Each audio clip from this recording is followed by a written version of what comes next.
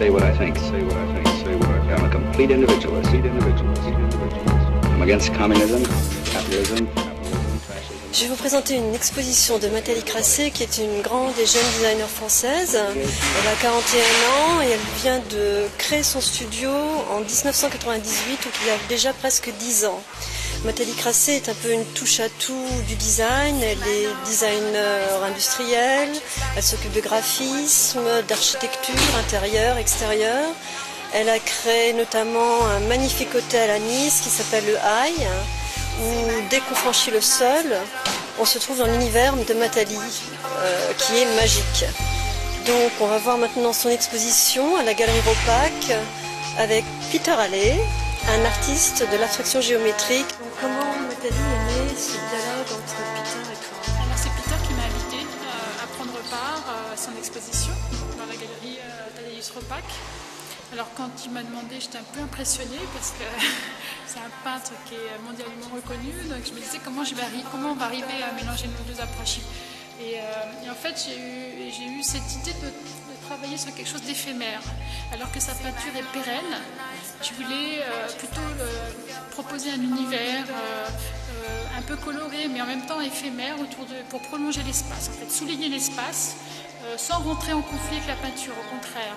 Plutôt essayer de donner une vibration. Alors j'ai choisi une vibration végétale parce que c'est des choses que j'aime beaucoup, et en même temps je me suis donné un dispositif d'utiliser que les lignes.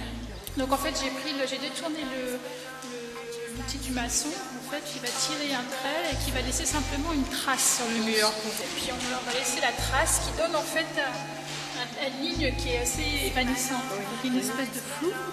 Et justement, ça ne vient pas lutter contre le trait de Peter qui, lui, au contraire, est net et bien. Voilà. Et donc, ça donne aussi un peu ces choses évanescentes.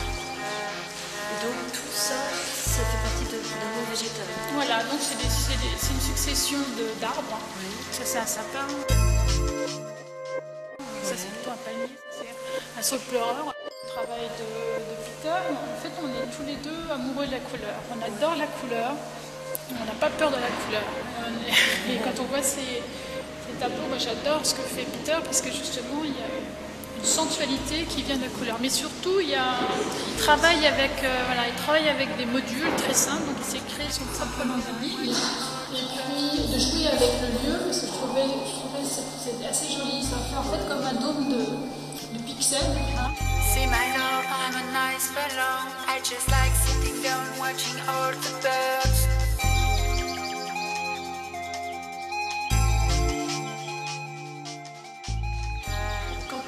Quant au mobilier, je trouve que c'est assez. J'aurais jamais fait ça dans un autre pièce. Et au centre, on a cet arbre de lumière.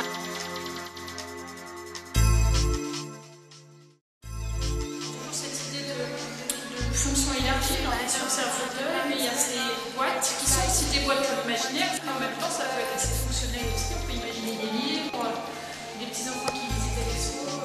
C'était tout de suite la boîte à nouilles. Nathalie, qu'est-ce qui t'a ouvert les yeux alors pendant ton enfance pour devenir designer? Inconsciemment, c'est sûrement la nature. Parce que j'étais dans un petit village, je n'avais pas du tout l'idée d'être designer. Mais quand on regarde un peu mon travail aujourd'hui, j'essaie de...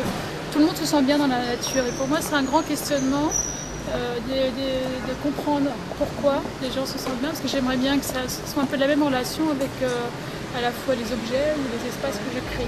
D'accord.